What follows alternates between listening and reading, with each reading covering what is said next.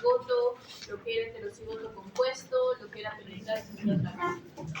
También hemos hecho creo que esta parte, ¿no? Cómo es de que nosotros pensamos en las enfermedades tanto autosómicas como relacionadas con cromosoma X recesivos dominantes. Nos referimos a este sistema no porque los caracteres tengan una repartición mendeliana, sino porque vamos a recibir sea una cromátide afectada o una cromátide no afectada, lo que se va a comportar como proceso mendeliano. Es decir, ¿a qué me refiero cuando yo digo autosómico recesivo? Me refiero a una enfermedad en la cual el gen que se encuentra en los cromosomas autosómicos va a presentar en una determinada persona dos cromátides con alelos mutados. Es decir, al tener los dos alelos mutados, no hay una forma de expresar esa proteína y por lo tanto desarrolla la enfermedad. Lo opuesto es de que cuando haya al menos una, esta una compensa el trabajo de las dos copias y se vuelve un asintomático. Por lo tanto, adquiere su característica de recesiva. ¿Sí? En el caso del autosómico dominante, solo basta con que una cromátide tenga un alelo mutado y ya murió todo. Es decir, se desarrolla el fenotipo en mayor o en menor medida. Autosómica dominante. Se comporta como si la característica fuera dominante. Y tenemos finalmente los ligados al cromosoma X, que también tienen versiones recesivas y dominantes, pero acompañadas de las características especiales del cromosoma X. Por un lado, para los varones, que siempre serán hemicigotos a X, es decir, que solo hay una copia, así que automáticamente se comportarán como si se comportara un recesivo. Y en el caso de la mujer, que tiene dos cromosomas X, pero siempre va a haber uno que está inactivo. Así que vamos a tener una respuesta tipo mosaico a la expresión o no expresión de la enfermedad, mostrando una expresión casi incompleta y casi a veces pasable, que no se detecte como nada. A pesar de ello, si bien tenemos una gran cantidad de enfermedades genéticas de tipo monogénica, la prevalencia en la población es muy baja. Normalmente estamos hablando del 7% de niños recién nacidos y solo un 1% de adultos a nivel mundial, básicamente por dos motivos. El primero es, los niños tendrían que sobrevivir a esta mutación y esta enfermedad desde que la tienen en su nacimiento, lo que dependiendo de la severidad de la enfermedad y la disponibilidad de tratamiento es muy poco probable. Mientras que, recuerden que ninguna enfermedad genética está liberada del famoso comodín que lo puede todo, es decir, el de novo. El hecho de que una enfermedad monogénica tenga una determinada herencia no implica que una persona mayor, por X motivos, desarrolle una mutación en ese gen y también desarrolle en consecuencia una enfermedad. Para hacer el punto, pues ese gen va a desarrollar la enfermedad. Se le encontró en la mayoría de edad por X razones, radiación, otro tipo de mutágenos, sí. ¿Es común este tipo de suceso? Para nada común. Por lo tanto, el porcentaje de adultos es mucho menor. Algunas características de los árboles de parentesco ya las hemos visto en prácticas. Acá lo único que puedo agregar es el hecho de que normalmente se trabajará con portadores asintomáticos, un puntito en el centro, y con portadores asintomáticos o presintomáticos, es decir, de que vamos a tener más o menos un poco de la expresión, pero no con tanta fuerza de la enfermedad, una raya. Y bueno, personas fallecidas, una tacha, y los famosos probandos o la persona que es nuestro paciente va a tener una flechita al costado para saber que de ahí es donde estamos surgiendo y que el resto de familiares son parentesco. Entonces, recordando lo que hicimos en prácticas, ¿cuántas mujeres tenemos afectadas aquí? 4. 8. ¿Cuántos varones afectados tenemos aquí? ¿Qué tipo de herencia tenemos aquí?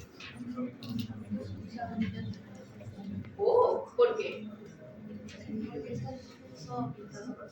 Y ellos... son recesivos. Muy bien. Ahorita vamos a evaluar eso en un ratito después de que veamos los mecanismos. Quienes no lo han visto todavía, no se preocupen, regresaremos a esta pregunta después de ver los mecanismos de herencia monogénica. Antes de ello, hay que hablar acerca de los árboles de parentesco como tal. Los árboles de históricamente eso ha sido una de las técnicas primeras que se han usado para detectar este tipo de enfermedades genéticas. Y todavía se utilizan hoy en día, a pesar de que poco a poco se están dejando atrás, lo están usando más como un accesorio o un tratante secundario, aparte de lo que se está usando mucho más, que es el cribado prenatal, el neonatal, el GWAS, que es secuenciamiento del genoma completo para detectar las mutaciones en general, o simplemente irse de frente a detecciones moleculares, debido a que el árbol de parentesco tiene muchas limitaciones. Las primeras es cuando tenemos los casos aislados que ya les he mencionado. El comodín. Si una enfermedad, ya sea en un adulto o en un niño, aparece de nuevo, es decir, la mutación se genera en el gen independientemente de la familia, ¿qué caso tiene que dar un árbol de parentesco? Es el primero en su familia. Ahí quedó el árbol de parentesco, ¿verdad? Y en otros casos o limitaciones es de que no todas las familias están constituidas por familias grandes, familias vivas y familias biológicas. Entonces, se encontrarán casos en donde se complica mucho la trama, tan dramáticamente que se utilizan bastante en shows acerca de medicina y que se hace Doctor House, Grey's Anatomy, La Ley y el Orden, CSI, Good Doctor, etcétera, etcétera, etcétera, etcétera. Y vamos a ver los casos más comunes. Entonces, algunos que hayan visto estas series, tal vez dentro de algunos episodios los vayan a reconocer. ¿Dónde está la limitación? Normalmente la primera barrera que debe romper el médico es la entrevista familiar, en donde empiezan a surgir todos los problemas. No esperen que todas las parejas o familias estén dispuestas a hablar de sus pasados familiares, por muchísimas razones.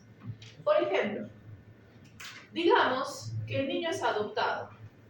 La señal de adoptado en el árbol de parentesco son unas llaves que lo desconecta al resto de la familia, lo cual es lógico.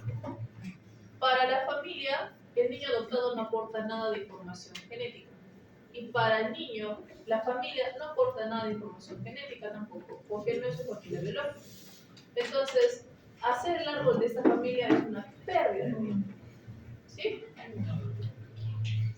Bajo otro sentido también están los problemas de adopción. Los padres hablarán de la adopción y también jamás hablarán de la adopción, dependiendo de las circunstancias de la adopción. Entonces, por ejemplo, podemos tener a niños que han entrado en un centro de adopción porque, digamos, la madre era menor de edad, así que decidieron dejar al niño en adopción, que es completamente válido, dadas circunstancias que son variadas.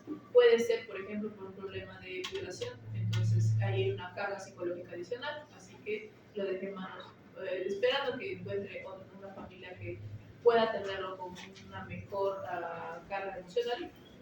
Luego tenemos casos en los que simplemente es menor de edad y no lo puede tener, casos en los que no puede mantenerlo. Acá es un poco más común la idiosincrasia de que si una chica de 17, 15 años tiene un hijo, la familia puede echar la casa. Y está sola. Entonces dice, no voy a poder. Pero de todas maneras, estas personas llevan a sus hijos al centro de adopción. Lo que implica de que el centro de adopción tiene un registro de algunos cuantos datos de la familia biológica. Así que no hay esperanza completamente perdida. Todavía se puede contactar a la familia biológica para obtener información. Ese es el mejor de los casos. El peor de los casos son los niños que son abandonados en el centro de adopción o abandonados en otros lugares y llevados al centro de adopción por autoridades. Ya fue. Ahí no sabemos ni dónde salir ni por dónde vino. ¿Sí? Aparte de eso, también están los casos de adopciones más complejas, es decir, las famosas adopciones no legales o que empezaron no de forma legal, y también hay muchos casos de este estilo. Por ejemplo, el clásico caso de telenovela mexicana. El hijo es de la chica, pero lo adopta la madre. Y lo cree como su hermano. Drama absoluto y total. Van a hablar de eso con ustedes en sus consultorios, ni a balas, ¿ok? Es un secreto, pero escondido bajo 5 metros bajo tierra. Pongamos lo más difícil. ¿Alguna vez ustedes han ido, por ejemplo, por La Paz, Bolivia? ¿Alguna vez han ido al terminal terrestre de La Paz, Bolivia? Lugar está limpio, está organizado. Yo siento que un poquito de modernización quedaría precioso, porque tiene un cierto aire pintoresco. Me gusta a mí. Pero hay un detalle. En la parte más trasera del terrapuerto, donde están las agencias de transporte antiguas, de cabo a rabo toda la pared está con letreros de niños desaparecidos. Y estoy hablando de niños desde el añito hasta los 7 años. Acá como que hay mucho más control en eso. Hubo una época, estamos hablando de mi juventud, en la que hasta el día de hoy es más común, pero en esa época recién se estaba instaurando y era todo un desastre. Un niño no podía ir ni siquiera con un solo padre de familia de viaje a ninguna parte sin tener una carta notarial de permiso del otro padre para que viaje.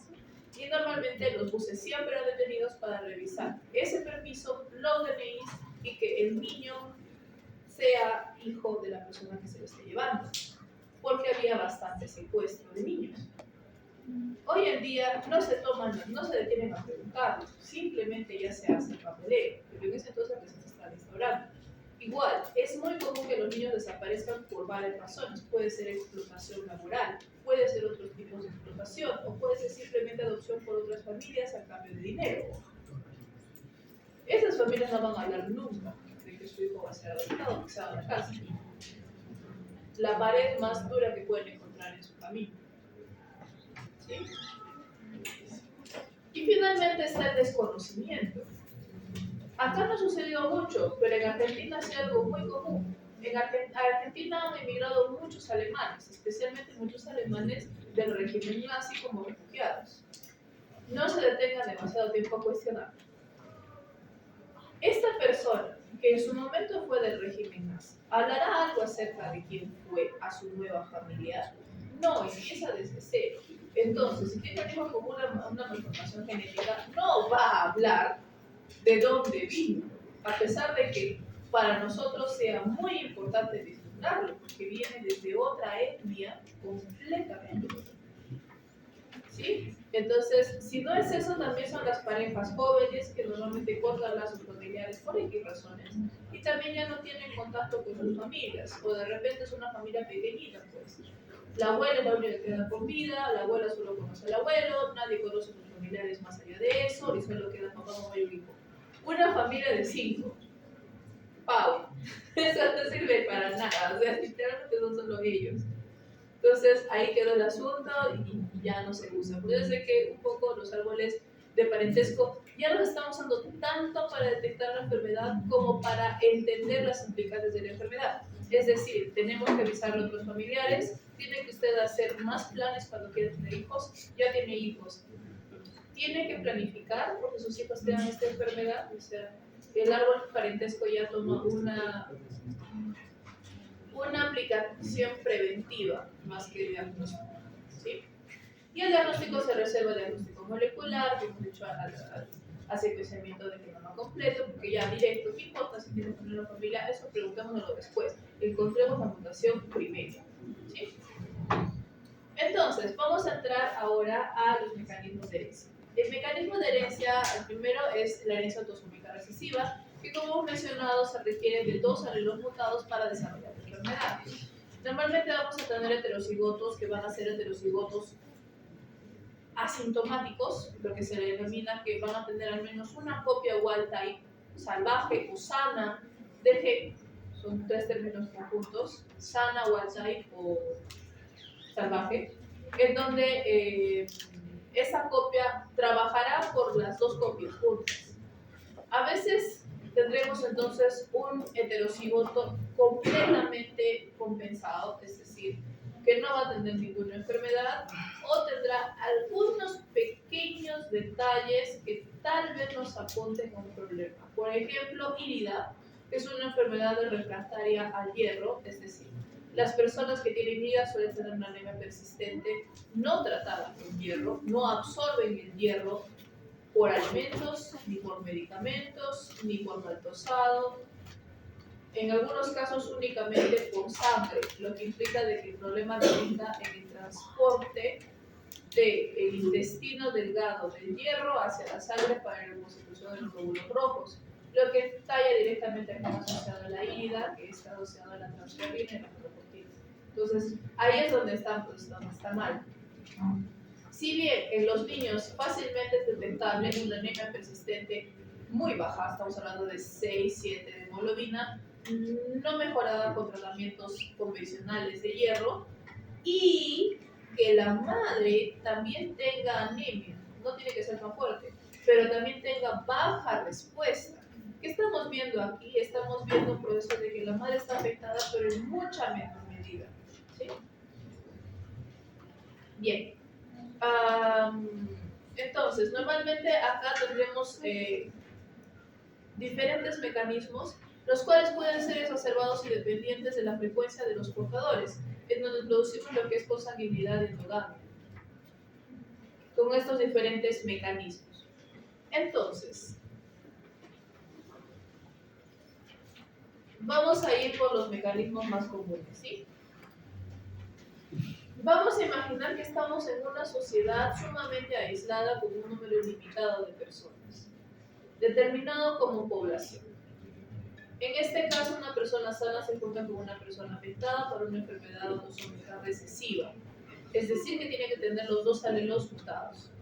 La primera generación serán personas portadoras asintomáticas, que trasladan este carácter portado, es decir, estamos introduciendo la mutación a la población a través de los portadores asintomáticos, que son esta generación. ¿Sí? Pasamos a la siguiente generación, en donde estos portadores asintomáticos, como es una comunidad aislada, se vuelven a juntar entre sí. Ahora no solo hemos introducido y seguimos introduciendo la mutación en la población, que es el 50% de la descendencia, es decir, portadores asintomáticos. Estamos introduciendo más afectados porque tenemos ya al primer afectado un 25%. Al mismo tiempo todavía hay esperanza porque también tenemos la posibilidad de introducir a personas sanas, pero solo en un 25%, es decir, probabilísticamente va a primar las versiones portadoras o afectadas. Pongámonos en el caso de que esta población sigue siendo aislada y tenemos a un portador con una persona afectada. Pasamos al caso del 50-50, en donde la persona afectada ahora podrá tener 50% de hijos afectados y 50% de hijos portadores. La mutación perdura y sigue siendo trasladada a la población, mientras que la cantidad de personas afectadas aumenta. Finalmente llega un punto poblacional en el que dos personas afectadas tienen hijos y todos los hijos saldrán afectados porque ya no existen alelos de tipo salvaje dentro de la población. Habremos eliminado el alelo de tipo salvaje y todas las personas estarán afectadas y seguirán estando afectadas. Como pueden darse cuenta, hemos pasado ante 4 generaciones diferentes. Hemos hecho el viaje de 4 generaciones de endogamia continua, lo que ha sido observado solamente en periodos muy puntuales de la historia, incluyendo periodos aproximadamente del siglo XV, del siglo XVI, en la época egipcia, y también ha sido utilizado entonces como base para muchas historias en la ficción. Ustedes se acuerdan de los egipcios, ¿verdad? ¿Cuál es la primera idea que vino a nosotros cuando pensamos en un faraón egipcio? Gracias al cine actual, lo primero que lo pensamos es un hombre alto, espaldón, guapo. La calvicie no era alopecia, se rapaban la cabeza para evitar los puntos. Alto, guapo, musculoso, atlético. A la barbita también era simplemente una prótesis para hacerse ver la cara más amplia. Nada más lejos de la realidad. La endogamia de Egipto era un periodo cíclico, es decir, que a veces introducían un poco de variabilidad genética cuando cometían alianzas con otros territorios y otras civilizaciones para mantener la fuerza política de Egipto. Pero estos casos eran muy aislados, normalmente preferían tener una endogamia perpetua, dado que ellos creían que provenían directamente de los dioses, entonces no querían diluir la sangre sagrada. y aparte de eso también perduraba la homogeneidad o el monopolio del poder de una sola dinastía, lo que llevaba a muchos grandes problemas. Y esto se evidenció y se corroboró sin lugar a dudas con Tutankamón cuando se descubrió su templo y su cadáver. Ustedes sí conocen a Tutankamón, ¿verdad? Sí. Ya, muy bien. Tutankamón tenía microcefalia, labio ligeramente aplanado, escoliosis, una pierna era congénitamente más corta que la otra, lo que generó una ligera displasia de cadera, caminaba con bastón y tenía aparentemente, lo más probable, porque ya hay comer los huesitos, problemas cardíacos. Todas enfermedades genéticas. Eso es un poco más cercano a la realidad. El opuesto era tal vez el último descendiente de la dinastía egipcia, que era Cleopatra, dinastía Ptolemea. ¿Sí? A Cleopatra nos la imaginamos de mil maneras, pero todas casi van por el mismo camino. Una mujer hermosa, con características afroegipcias, definitivamente muy entablada en ese aspecto. Sin embargo, hallazgos encontraron una moneda acuñada en la época de Cleopatra, y su perfil era el de una mujer griega. Nariz grande y aguileña, cabello súper ondulado, una papadita más regordeta en esta zona. ¿Por qué? Desde hace más de 2 generaciones, la dinastía de Ptolomeo había entablado alianzas estratégicas y matrimonios tanto con Grecia como con Roma. Entonces había introducido suficiente variabilidad genética para que estas mutaciones no alcanzaran al supuesto descendiente real de Cleopatra, que era la descendencia con Julio César. Eventualmente se murió igual, pero el hecho es de que la gran diferencia es de que Cleopatra ya no tenía esos problemas porque había introducido variabilidad genética, mientras que el caso Tutankamón estaba en el apogeo del endogamia. Entonces, bajo ese criterio, lo que nosotros tenemos que hacer es lo opuesto. Al introducir en un portador una persona sana, generamos el lado opuesto, 50% de personas sanas y 50% de personas portadoras. ¿Qué estamos haciendo? Tratando de eliminar la característica mutada de la población. ¿Sí? Muy bien. Y eso nos lleva directamente a ciertas poblaciones, por ejemplo, la población caucásica, que comparten mutaciones que nosotros no poseemos. Y tenemos mutaciones nosotros que ellos no poseen. Por ya una cuestión geográfica que nos ayuda un poco como población. Luego tenemos el caso de la herencia autosómica dominante, en donde basta con que tengan una copia mutada del gen para que se desarrolle la enfermedad. Algo curioso es de que vamos a encontrar algunas enfermedades dominantes que van a ser dominantes puras. Es decir, que va a existir el mismo fenotipo tanto para homo como para heterocigotos. Independientemente de la cantidad de genes mutados, con que haya uno es suficiente. Normalmente esto se produce cuando tenemos cambios o activaciones de función. ¿Sí? Cuando tenemos activación de función y no eliminación de función. Entonces, la presencia de una proteína diferente o quimera, independientemente de mayor o menor medida, ya hace todo el quilombo igualito para todos. A diferencia de esta, la dominante incompleta suele ser un cambio en la severidad dependiendo del número de los afectados, implicando de que solamente observaremos viablemente a los heterocigotos, que solo tienen una copia de la mutación, mientras que los homocigotos dominantes no serán viables. Este caso se presenta, por ejemplo, con la condroplasia, que también conocen ustedes como el enanismo. Normalmente las personas con enanismo derivado de la condroplasia suelen ser autosómicos dominantes heterocigotos. Es decir, las personas homocigotas son más probablemente hemicigóticas.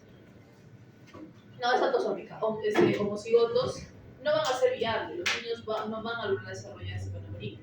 Lo que también introduce la posibilidad de que 2 personas con condroplasia puedan tener hijos completamente sanos, porque son heterocigotos, un 25%.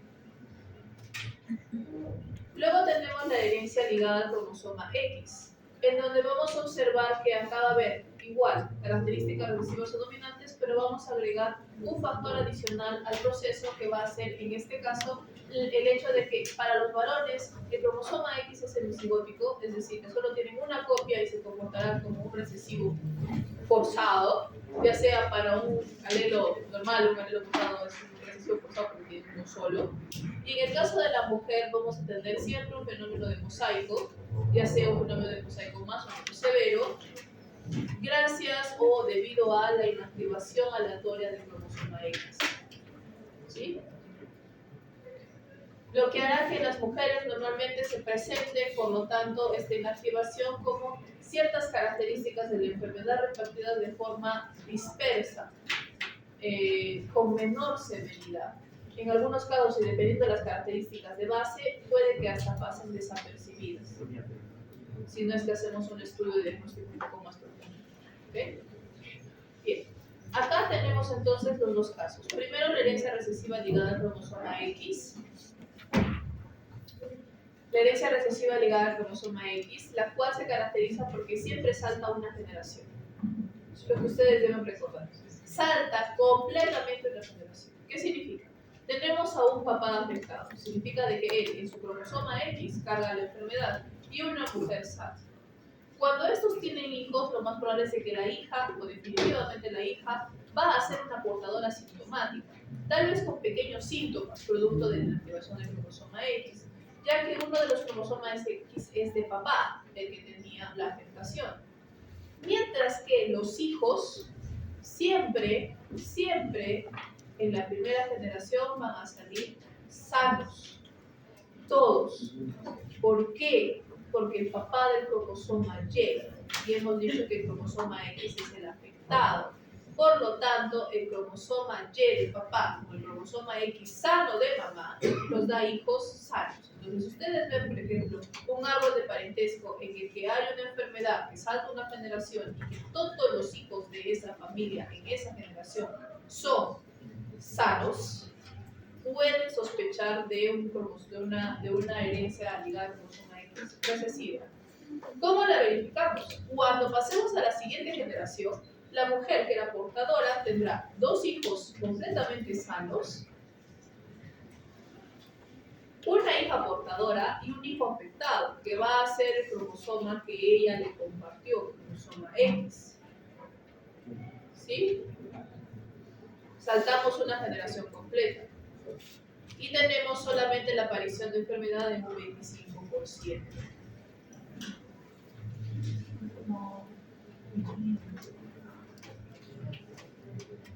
Este caso es el que ustedes conocen como la hemofilia A, una enfermedad que se hizo famosa debido a que afectó al San Nicolás de la zarina Alejandra de Rusia durante la época de la Revolución Rusa. Tanto el San Nicolás como la zarina Alejandra estaban emparentados con la reina Victoria. Ellos eran primos segundos o primos primeros. Primos segundos. Acá la portadora de la mutación era Alejandra. Cuando se relacionó con su marido, tuvo 4 hijas. Es decir, antes de que naciera Alexei, que era el quinto, tuvieron 4 hijas viables, porque intentaron con más hijos. Entonces, las hijas eran viables y por lo tanto siempre salían y salían relativamente normal. Pero Alexei nació con hemofilia. Una de las fotografías que asocia a este detalle, que es una fotografía bastante dramática cuando uno sabe qué hay detrás, es el hecho de que es una fotografía aparentemente mundana, el San Nicolás paleando nieve en el jardín de su casa, y su hijo Alexei, con 12 años, en una silla de ruedas. No es que no pudiera caminar, no es que no pudiera correr, bastaba con que se hiciera daño una vez. Y eso podría ser desastroso. La hemofilia A tiene el gen mutado del factor 8 de coagulación. Eso significa de que se bloquea una de las vías de coagulación iniciales, lo que hace que la coagulación sea mucho más lenta. Esto ante una enfermedad, esto ante algo como un golpe grave puede ser completamente fatal. En la mañana me entró un ataque de risa porque imaginé un niño cayéndose de cara. Me sigue entrando una risa, por favor, ya se burlaron de esta mañana. No puede ver. Y cuando es un chiquito que se tropiece, te duele de cara. Ya. Imagínense un chibolo que cabe por acá y se tropieza de cara. Más allá de la risa mía, no bueno, más allá de la risa mía y del mocoso que lo hizo a llorar, no hay más. Pero para Alexei eso es vida o muerte. Si se cae lo suficientemente fuerte, puede reventarse de sus órganos, puede producirse una hemorragia interna y ahí queda la criatura. Él no podía hacer nada de eso. Y todos los chicos acá que han tenido su infancia muy amplia y feliz saben de que los niños tienen un instinto de supervivencia por debajo de cero. Si encuentran un palo, lo usarán de espada para golpear a alguien. Si encuentran una piedra, la lanzarán al aire a ver si él le cae. Si encuentran algo que puedan patear, aunque sea una piedra gigante, la patearán. Los niños, varones, tienen un instinto de supervivencia menor a cero. Por lo tanto, ese niño sufría mucho, porque no podía hacer nada de lo que sus instintos infantiles le exigían.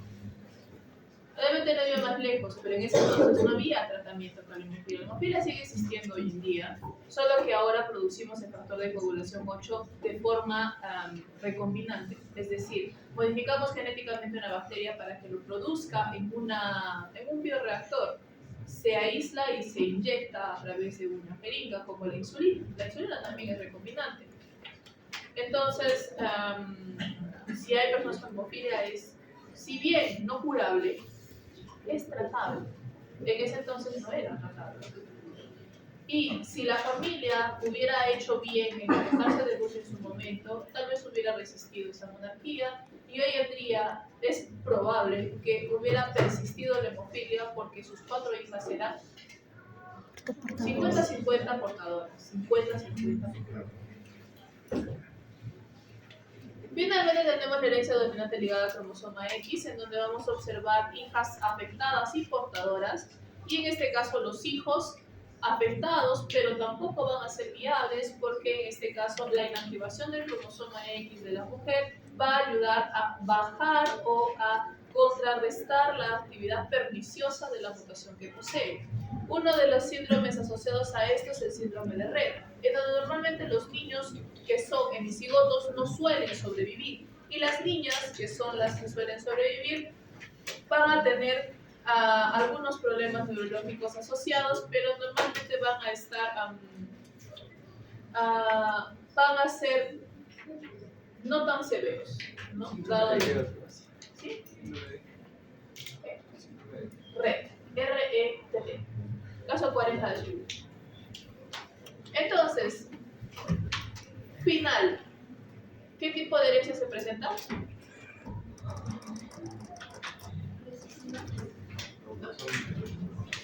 Dominante, les voy a decir por qué.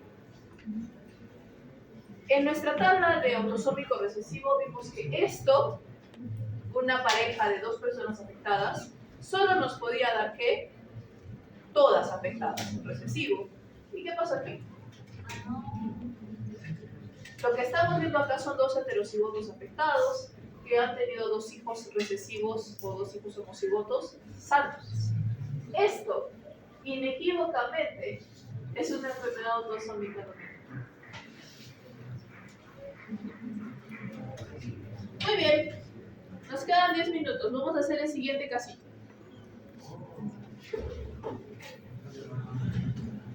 Este adicional se refiere a las fibras musculares, específicamente las fibrillas musculares, que se ven afectadas produciendo serios problemas en la fibra muscular total.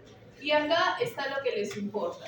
Toda la información respecto al caso y las preguntas que voy a hacer cuando regrese, bueno, dentro de un ratito, unos 10 minutos, es ¿qué tipo de herencia tiene el caso? ¿Cuál es el gen afectado y cómo? ¿Y qué fenotipo se asocia a la falta de este gen? Pueden trabajar en equipo, utilizar internet, como ustedes deseen.